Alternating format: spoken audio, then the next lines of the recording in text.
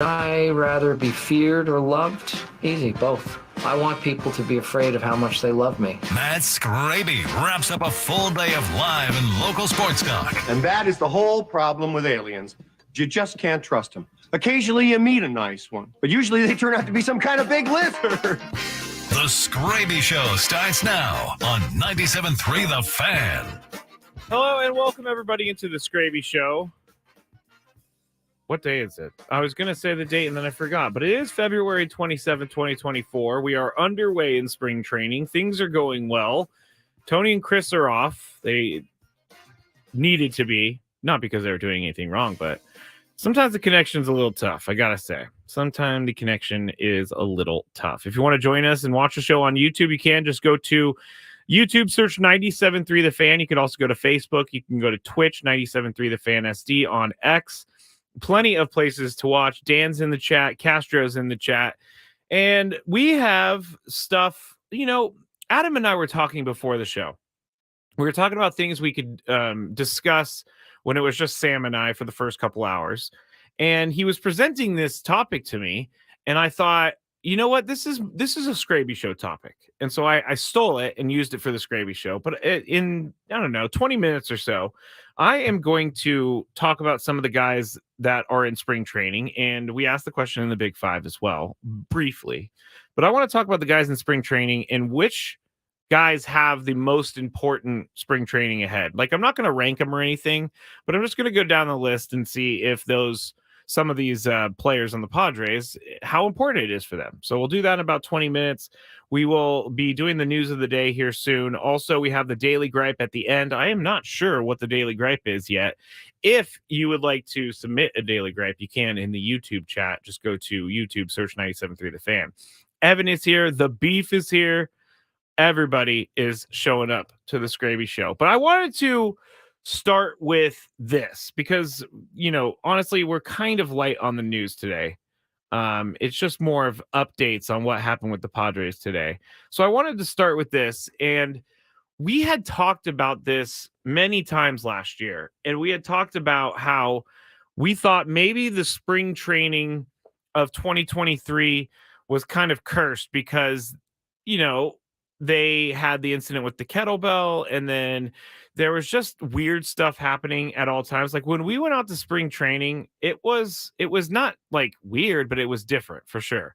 And we talked about all year, maybe the reason that they're starting so slow is because they weren't able to mesh in spring training. And so I was actually watching the Ben and Woods interview with Jake Cronenworth, and he said something that caught my attention, and I want to play it here because it made me think of a couple things immediately. But this is Jake Cronenworth with Ben and Woods, I believe, from yesterday at Peoria, talking about last year and the meshing as a team. I think the biggest thing was there's a ton of excitement and, all the stuff around last season. I think as Sam, I was telling that, looking back on last year and like we get all these new players and we have this team and, we get to spring training and nobody's here because everybody's at the World Baseball Classic. Yep. And there's guys in Miami, there's guys in Japan, there's guys in Taiwan. And I'm like looking around and I'm like, man, we got this awesome team. Nobody's here.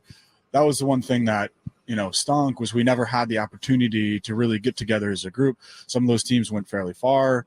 A couple of teams, didn't go far, but it still wasn't until March that everybody was here as a group. And then 2 weeks later, the season starts. So I thought that was interesting because we had maybe speculated about last year whether or not that was an issue. And Jake Cronenworth is saying it's an issue. And I believe that it's an issue because it would be kind of strange just to start a season right after you get back from the World Baseball Classic. And again, these guys really didn't know much about each other. And they had this quote unquote super team. And it is hard to mesh and it is hard to know what your teammates are thinking or know what your teammates are about to do. And I'm not making an excuse for last year because their talent should have won out on that one. But here's where I'm going with this. Like I said, I believe that there is truth to this for sure. But this year, I don't want to do this whole, We need time to mesh. And this is not a comment about Jake Cronenworth, but I don't want to have to sit here and talk with all of you about how the team maybe isn't meshing because they're too new. There is no more time to mesh. This year has to be a year where they're starting strong and they win a bunch of games early. And I don't know that we have the opportunity or afforded the opportunity. Let me start that over. I don't know we are afforded the opportunity of meshing this year. So hopefully this spring training is a lot better for the clubhouse, for the morale of things. And I think maybe Joe Musgrove kind of felt that in the offseason. And we heard Michael King when we played the audio last segment. I think that he was saying the big thing for him was having Joe invite some of the guys onto a fishing boat, or they did some sort of meet and greet, and so all of them kind of got to know each other, and then they talked about how things are going to go during the season. And Michael King is looking up to Joe Musgrove, so I fully believe that meshing is very, very important. But I just do not want to fall back on we need time to mesh, because again, I will say this a million times tonight if I need to. There is no more time to mesh. Manny's been here for years. Xander's now, Bogarts is in his second year. You have Fernando, he's back for a full season. You have Jose Azocar, even though he's not a superstar like I was just naming, he still has been on the team for a while. Jake Cronenworth has been on the team for a while. A lot of the pitching has been on the team for a while, outside of the new Yankees pitchers. But I think there's enough nucleus in there I think there's enough nucleus within the team to be able to skip over the whole we didn't mesh in spring training thing. So that was just kind of a little random thought that I had as I was listening to Jake Cronenworth, because Chris and I said it so many times last year. Maybe the World Baseball Classic was a problem. And I saw a chat, someone on the chat, I think it was Dominic, saying, Dominic says, where did Dominic's comment go? I cannot find his comment. I don't know where it went. Oh, there it is. WBC Strong then lingered to September. Yeah, it did take a long time. They never really did mesh until September. So, not really the start everybody wanted last year, obviously. But this year, I feel like they're going to start a lot better. I feel like there's a new kind of sense of importance around this season, more so than last year. Everybody knew it was important last year, but this year, I think guys have wrapped their head around that this has to be a good year. And so Jake Cronenworth he seemed like he did a lot of offseason of reflecting. And I think that's a good thing. I reflect way too much, and so I get in my own head all the time. But reflection after something like last year, where you're supposed to make the playoffs, you're supposed to make a deep run in the playoffs, and you don't even make the playoffs, let alone Jake gets hurt at the end of the year. So I think the reflection that he did this offseason is going to reflect, no pun intended, on his output this year. No one's worried about his defense. It's all about his offense. And so I think that this year he has a better mindset to go into a season and start strong. And that's coming from a guy who's never played professional baseball. But I can't say that, I've been around this team for a little bit now, and I can kind of feel out a little of how the team is feeling. And I feel like they're in a much better spot this year than they were last year. All right, who else is in the chat right now? We got, again, Dominic, Easy Money. I'm here too. Skraby was listening on my way home. Thank you very much. Hopefully you were just listening on the radio. Gonzo, Sam's guy, said, we just have to kick butt for Pete. He trusted this squad. Now they have to make him smile again. I agree with that. I think that's another factor this year for sure. I think when players see that patch on their shoulder, the Peter Seidler patch, I think the guys are going to get an extra little boost from that. I heard Fernando talking to Bob Scanlon during the game yesterday, and they were talking about Peter Seidler. And it just seems like every time I hear a player talk about Peter Seidler, it seems like Peter Seidler made an impact on them, and in a really great way. So I think that's another factor this year, that they're going to come out and they're going to have to do it for Peter. And, I think that's awesome. Let's see. Anthony says, X, Manny, you, Joe, and Kim ain't getting any younger. Something needs to happen now. I agree with that 100%. Those guys are, they always talk about windows, and we were talking about windows last year. But windows the Padres window is still wide open, but it is closing year by year. So things need to be done now while guys are in their primes, while guys are contributing at a high level. And so that's, if you want to know what's going through my mind on a daily basis, that all came from the Jake Cronenworth clip that I listened to this morning. And then, I wanted to bring it to all of you. So thank you for allowing me to do that. Not like you had a choice, I guess, but you do have a choice. I shouldn't say you don't have a choice. You definitely have a choice. All right. With that said, it's time to get caught up on the latest with the news of the day. We also got Katie in the chat. We got Jacob in the chat. Jacob is asking a question that I will get to maybe a little bit later. My win prediction. I think we need a little bit more time on that. But here we go with the news of the day. So to start, I said last night I was not worried about Joe Musgrove. I thought that he was just getting into the season. He was just making a couple spring training starts. I think that what Joe said to the reporters after the game tells us everything. And here's a tweet from Dennis Lynn. I'm just going to read it verbatim. Joe Musgrove said he has been working on a sweepier slider after his breaking pitches began to blend together last summer. He still has his old slider and isn't sure yet how much he'll throw the new pitch this year. So that's what Joe was working on the last couple starts. He's working on a new pitch, and some of the pitches that he threw were not good, and obviously the Guardians took advantage of that. But told you not to worry. Everything is going to be fine with Joe Musgrove. I 100% fully believe that everything is going to be fine with Joe Musgrove, and I'm very, very excited to see what happens this year. Let's go to our next news story, and we're going to stay in the National League West because, like I said, there's not huge news today or anything like that. But the Giants, they played the Mariners today, and Hung-Ho Lee actually made his debut for the Giants in his first spring training game. How did he do? Well, he started his Giants career with a single, and then he ended up scoring in the bottom of the first inning. He went 1 for 3 today with 1 strikeout. So, a stat line that you don't really need to know about, but you just gotta. I'm going to be paying attention a lot to him this year because it's something that I really want to see if the Giants were right in giving him all that money. And we were talking about with Sam earlier, and Sam and I were saying, I was saying, it seems like the Giants maybe not panicked, but they got a little anxious with all of the free agents that were not going their way.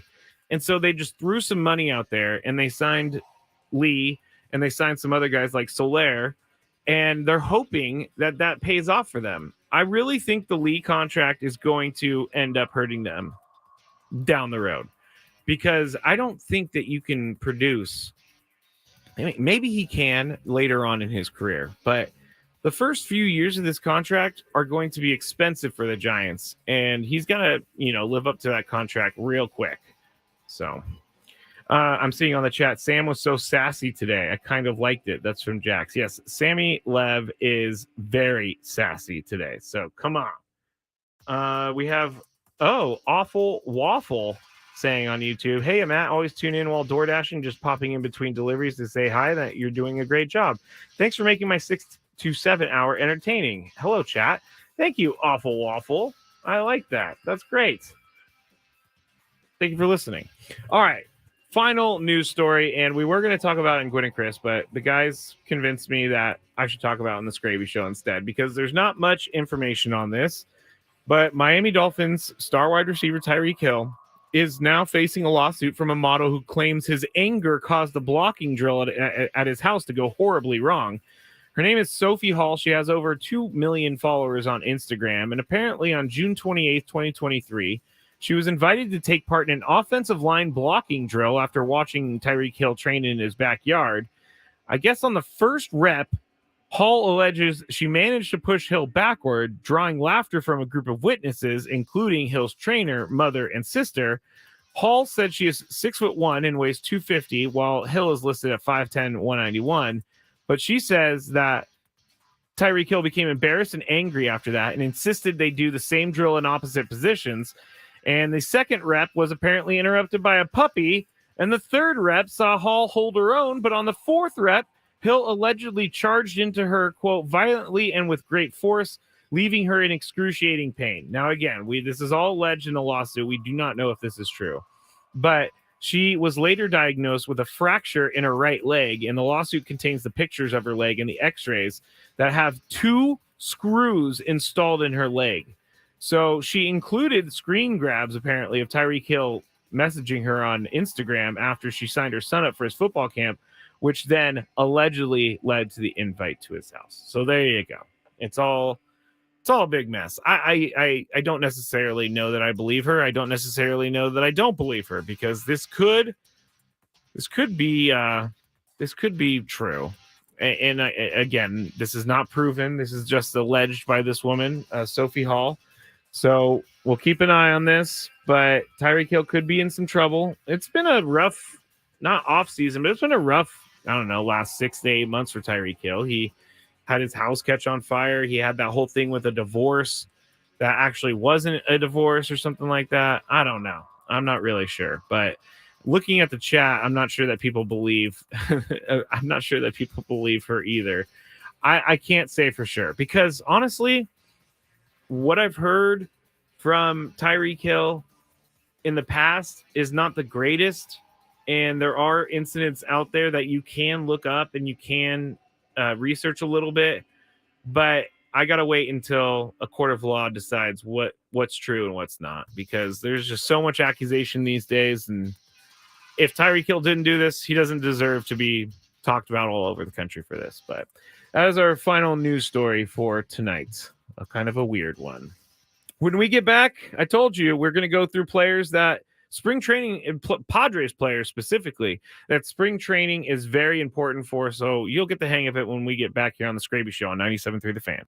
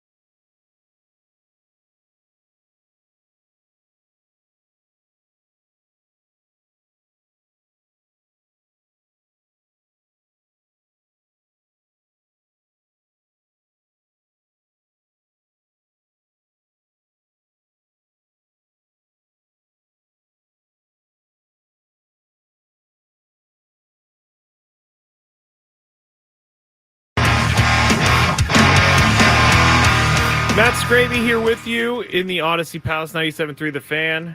Thank you for joining me for the Skraby Show. If you want to follow me on social media, you can at Matt Skraby. If you would like to watch the show, you can on YouTube or Facebook or X at 97.3 The Fan for YouTube and Facebook, at 97.3 The Fan SD on X. We were just talking about Tyreek Hill and Annabelle in the chat. Chat is popping tonight, everybody. Thank you. Annabelle says, nothing about the Tyreek Hill we're talking about. Nothing about this story makes sense. Random chick in blocking drills at NFL player house. What? That's how I assume she says it. I agree. This story is kind of crazy, and I don't know why she was doing... I don't know why she was doing blocking drills with him.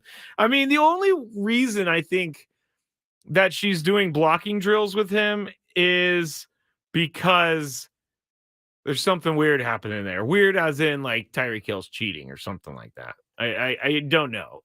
And I don't know why she's doing it in front of, and maybe that's not true because she's doing it in front of a lot of other people.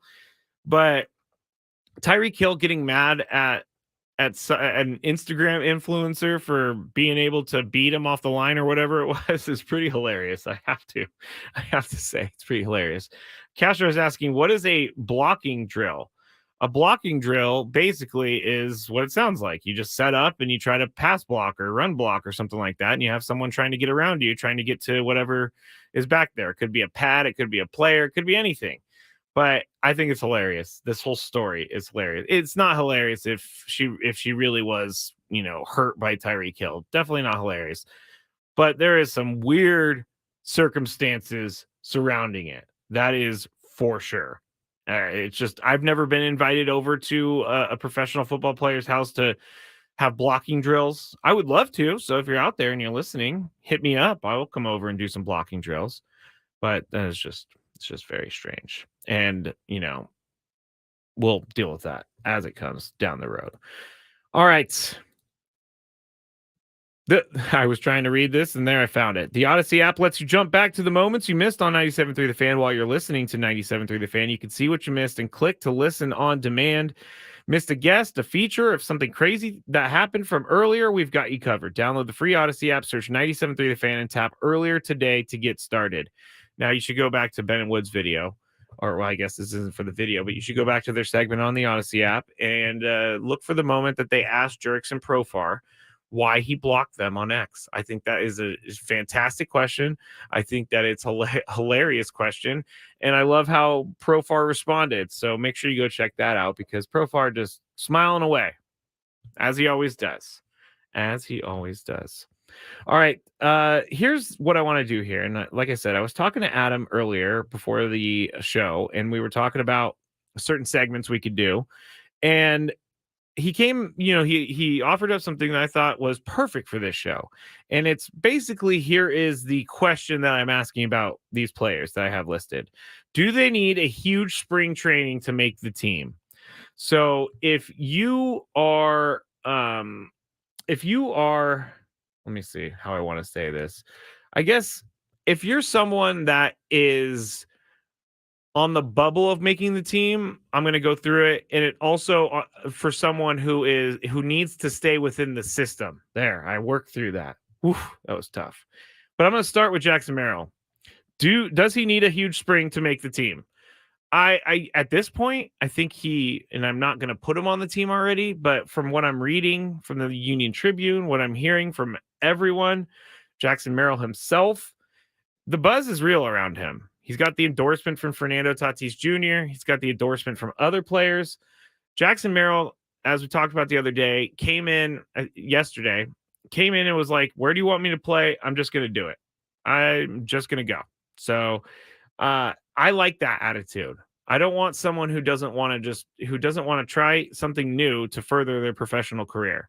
And I was thinking about this earlier, and I know I always compare myself to professional athletes, but I have to in the way that, I have to because that's the only thing I can compare against. But when I got into radio, my whole thing was I wanted to do like rock morning show, which is where I was actually, that's where I started, was rock mornings.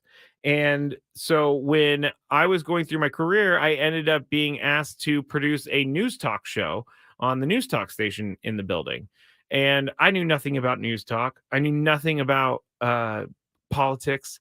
I wasn't paying attention to that stuff. I didn't know anything about city referendums and all that.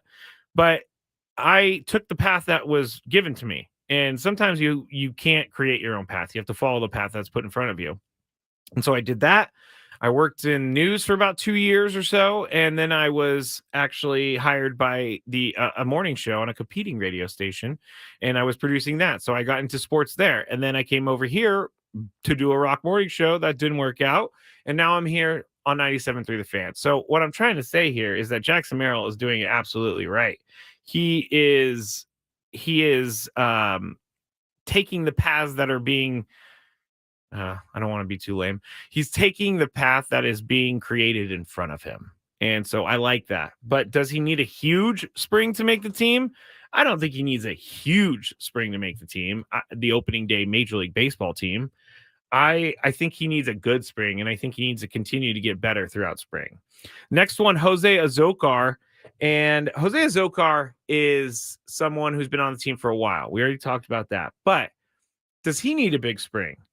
And we talked about him last night and whether or not he was going to be an everyday starter, everyday player in the outfield, mainly at center field. And I said, if they're going to make him an everyday player, or at least give him the opportunity to be an everyday player, they need to make sure that they're giving him that opportunity. Now, is that 30 games, 45 games? I don't know. But you can't expect someone to pick it up in a week in baseball. It just isn't there. And Jose Azocar has never played every day in his life. So does he need a huge spring to make the team? I think he obviously not. He doesn't need a huge spring to make the team, but I do think this is a big spring training for him, because if he wants to if he wants to at least be the starting center fielder on opening day, then he needs to have a really good spring. He needs to show that he can do what is being asked of him. He can play the defense. He can get on base. And if he gets on base, it's icing on the cake, because he'll be able to steal bases. He'll be able to, score from second on plays that maybe other guys wouldn't score from second on. So Jose Azocar needs a big spring to not make the team, but to cement in the Padres front office minds that he is worthy of an opportunity of starting every single day at center field. And I think that's a fair assessment of Jose Azocar. We know kind of what he can do, but again, that's not on an everyday basis. So he needs a strong spring to capture opening day center field duties. Matt Waldron, he's going to be pitching tomorrow for the Padres. Does he need a huge spring to make the team? I think Matt Waldron, I don't know if he's going to be on the opening day roster, but I do know that at some point we are going to see Matt Waldron. And if he does have a good spring, I could see him being on the opening day roster for sure. I'm not sure that he's going to be on this opening day roster. Again, I think that he, with a strong spring, can easily work himself into at least an opportunity at a role within the bullpen, or maybe even as a starter, maybe a fifth starter or something like that, or a spot starter, something like that. But I do believe Matt Waldron needs a good spring to further his standing within the team. Then you have Pedro Avila, and I always say his last name wrong, so I'm sorry, Pedro, if I said it wrong again, but he was someone that I was really into at the end of last year, and then he kind of struggled down the stretch. But there were moments in time where he was dealing as a starter, and I think that he could refine that. I really thought that he showed enough to me last year for the Padres to go into the offseason thinking that he was going to be able to maybe possibly crack the rotation. I'm looking at his numbers from last year real quick, and he's 26 years old. He had 14 games. He started 6 of them. He went 2-2. His ERA, I'm looking at the wrong stats. His ERA plus is what's giving me, which is 128. He pitched pretty well, I gotta say. And his whip, was a little bit high. Walks and hits per innings pitched, 1.351. That's a little bit high. But I really thought in the tail end, or maybe in the August to mid-September range, he was doing great things, and I thought that he would definitely get a shot at the rotation. I'm looking through his last couple games here, and he started a couple down the stretch.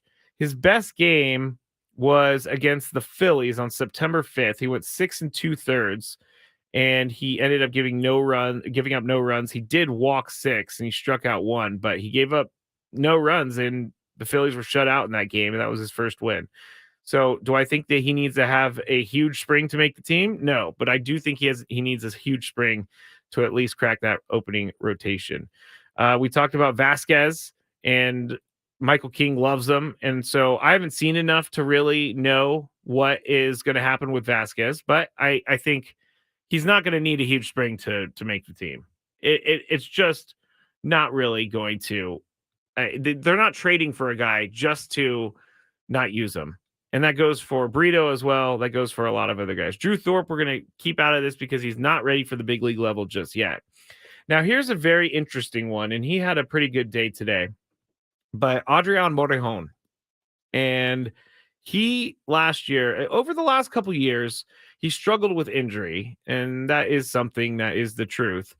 But I feel like he hasn't really, I feel like he hasn't really pitched up to his ability. He hasn't really pitched up to the hype, and the hype isn't on him, but still, I think that he, with a good spring training, can gain some of that trust back from the front office. And I am looking forward to seeing what Adrian Morejon does. I have a really hard time with that name too. Sorry, everybody. I'm looking forward to seeing what he does, because when he is on, he is good. He's a lefty. He has good stuff. And so a huge spring, if he had a bad spring, I might worry, but he's not going to need a huge spring to make the team. He's going to make the team. Now, the last couple, Go and Matsui, I think those guys are already on the team, so they don't need huge springs to make the team, but they need big springs because of the change over coming to Major League Baseball for the first time in their career. It's going to be different. They're going to need to see a lot of hitters before the season starts, and they're going to need to adjust throughout the season. But Xander Bogaerts, I think, really has to be. I think this might be in a weird way, it might be the most important spring training of his career. And I know that's sensational, and I know that's a lot, but he is switching positions. And we talked about it last night that at times Xander Bogaerts said he's going to struggle with the double play. And we saw it yesterday. Again, he's going to have lots of time in the spring to work on this. But I think Xander Bogaerts, because of the new position and no time before the year to kind of get used to playing second base, this is huge for him. He's going to need to do a lot of growing at second base here in spring training. So Xander Bogaerts, I could argue, obviously, he's not going to be left off the team or anything like that, but I could argue that this might be one of his biggest spring trainings so far in his career, just because of what's on the line, just because of where he's playing now, and because of the expectations for the Padres. So, those guys, when you look at them and you talk about them, they're good pieces. And I think that any of these guys could make the team and make them a lot better immediately. I mean, we're not even talking about the Xander Bogaerts. I'm talking about the Waldrons. I'm talking about Avila. I'm talking about Vasquez, Brito, Jackson Merrill. I'm talking about all those guys. They can make the team a lot better. Let's go check the chat real quick. See what's going on in the chat. Melanson, I don't know if he's still pitching. What do we think about Robert Suarez? Robert Suarez, he's struggled here in the spring. I think that Robert Suarez was missed a lot last year when he was injured in the first half of the year, and I think the Padres really, really needed him. But I think Robert Suarez will be okay. He's going to go through, he's going to try and right the ship before we get to the season. And someone told me on the chat that Morejon didn't pitch, but he did. So I'm not saying that you were being mean or anything like that, but I question myself enough as it is. But he pitched an inning today. He gave up a hit and he struck out too. So good outing for Morejon today. I am very late. When we get back, we're going to talk about some, side news stories, but we also have the Daily Gripe. And again, I don't really have a Daily Gripe because I got all my Daily Gripes out yesterday. So if you have any suggestions for the Daily Gripe, please send them to the YouTube chat and we'll talk about them when we get back on the Skraby Show on 97.3 The Fan. Quinn and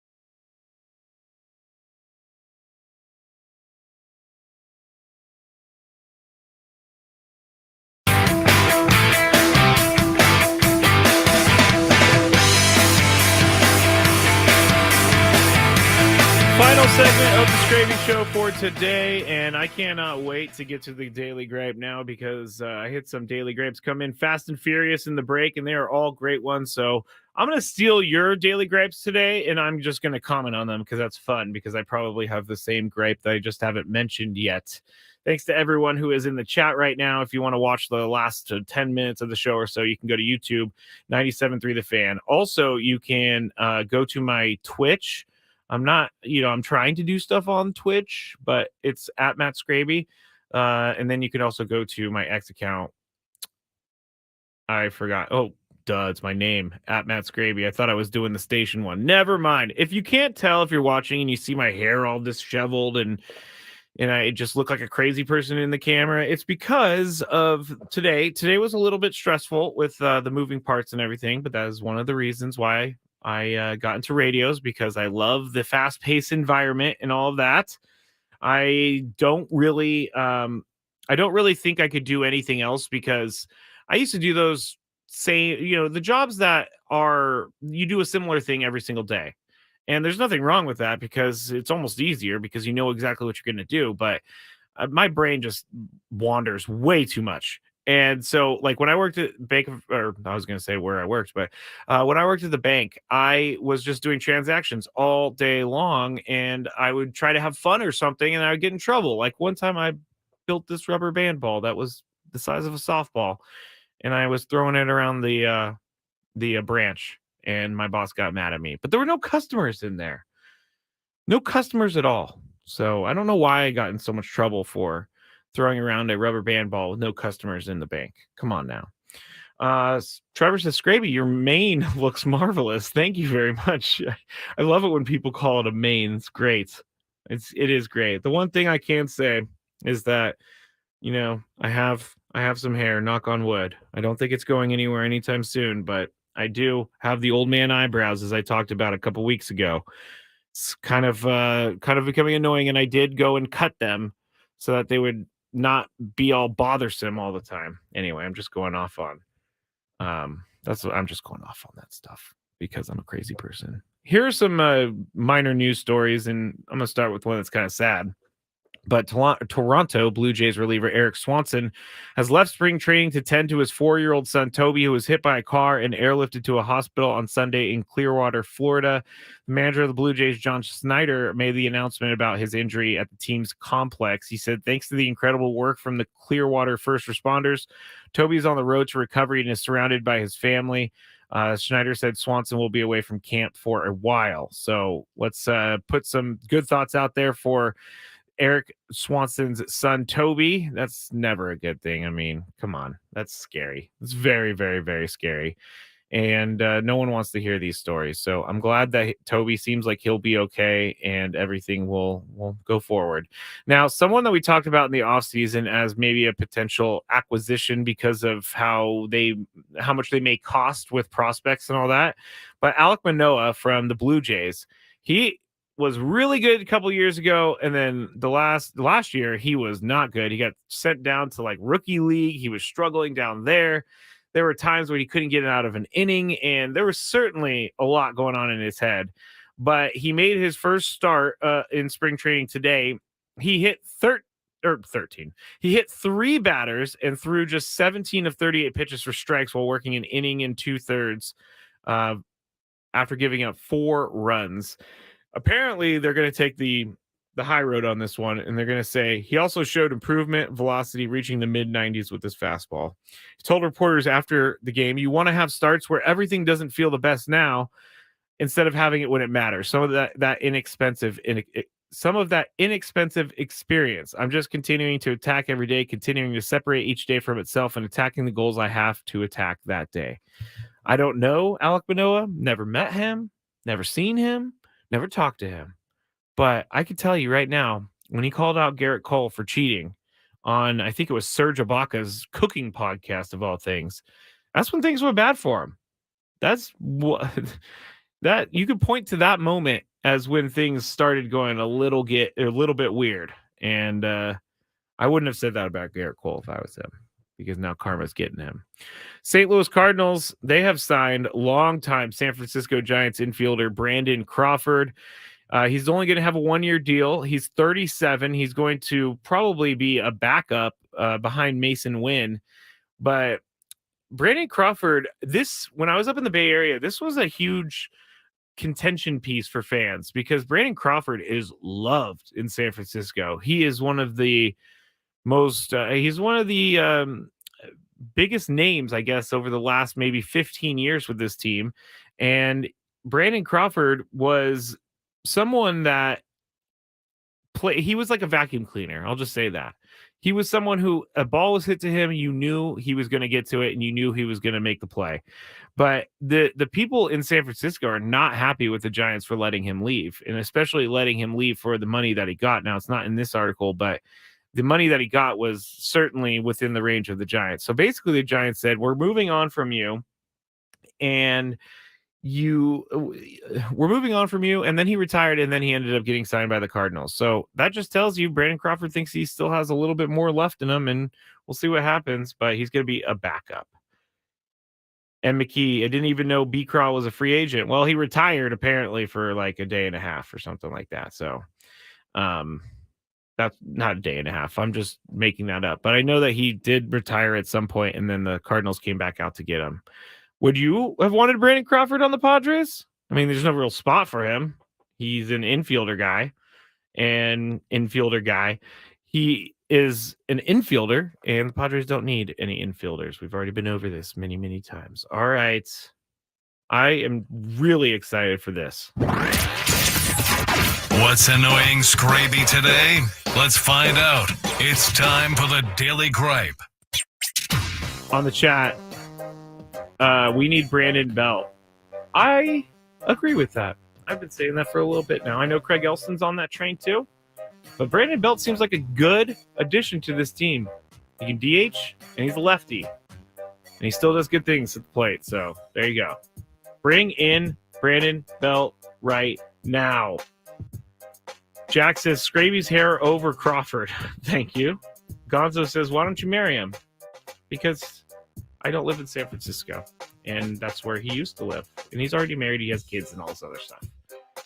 Maybe if he was in San Diego, we would, hit it off, whatever. I don't know. I don't even know what I'm talking about right now. I should just get myself out of this situation, and I should go and get to my daily gripes from the listeners today. So these are from the chat. I'm going to put them up there.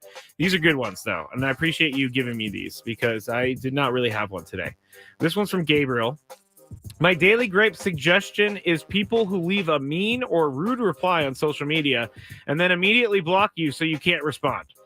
Now, I would like to know, Gabriel, were you poking the bear first or was the bear poking you first? Because if that's the case and they rudely reply to you on social media and then block you, then that's just weak on their part. But if you went at it first, I don't know. I think it's kind of fair game for them to get back at you and then block you. But I could say this. We were talking about being blocked earlier today, and I don't really block anyone because I just feel like that's too much work. But I will say I do sometimes see posts and want to reply, and I think about it for a while because sometimes the stuff is not true.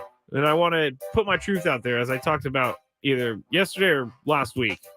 I really am not a fan of having to bite my tongue at certain moments, but social media is a bad place, man. I told my nieces over the weekend, please take social media with a grain of salt. And they asked me, what is a grain of salt? And then we went into that conversation. All right, next daily gripe. I feel like I am just all over the place today. I'm sorry to everyone. Dominic, forced or pressured philanthropy. This is a good one. Asking if you want to donate to a random charity while you pay at the grocery store. I'm just here to buy milk, dude. Take my money and let me move on. This has been talked about before on this very show. And it's because the grocery store that's near us used to do this all the time where they wanted you to like round up things. And I mean, obviously I don't really have a problem with rounding up 90 cents and donating that, but it's the pressure of the extra donation, and it's the pressure of the people behind you. They can kind of see what you're doing. So if you say, no, I don't want to donate, then they know that you don't want to donate and they're judging you behind you. And I do think this is a strange thing. I think it's a good idea to have it at the register because some people will give money, and if it's for a good cause, I have no issues giving money. But the forced philanthropy is where it's at, Dominic. That was a good addition. The forced philanthropy. I don't want to have to donate just because I got people looking at me to donate, is what I'm saying here. Final daily gripe, Dan. Cash is faster than debit cards. Get your damn card out of your wallet before you get to the register and know your own PIN number. I am with this as well, except for the cash thing. Like, I don't think cash is that much faster or anything like that. In fact, I spend cash faster than I do with the card, but I'm a tap guy now. Like, if you go up to a register and you put your phone down on there, that's what I do now. And it's very quick. It's very easy. I don't even really have to type in my PIN number. All you have to do is be able to unlock your phone, and you can do that. But I agree. It's annoying when people are up at the register and they just, like, it's like they've never paid for anything in their life before, and they have no idea what's happening. And I'm like, have you never been to a grocery store? Ever? Please. And McKee says, especially at Petco, I always feel guilty not donating. I know. That is really, actually, dogs are close to my heart, and I really have a hard time not donating at Petco because they usually have like a cool picture of a cute dog, and it's like, can you help me? Something like that. Yes, just like that. Can you help me? Last one, Diego Drip. My daily gripe is Padres Twitter being negative. I've actually seen that a couple times today.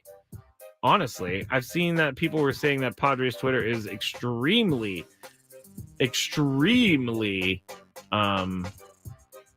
angry. I don't know. I don't really check it all that much because I don't like to wade in those waters. There's sharks in them.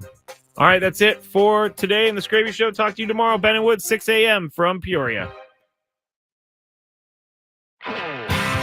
Hey, Chris Ello here from Gwen and Chris. You know, baseball season is back, and we are excited to talk Padres with you. Get insights and banter 2 to 6 p.m. weekdays on 97.3 The Fan. Backing a road favorite in the Mountain West. I'm Joe Ostrowski here to help you beat the books with BetQL. Boise State is a big 9.5-point road favorite at Air Force tonight, and the BetQL model is backing the Broncos.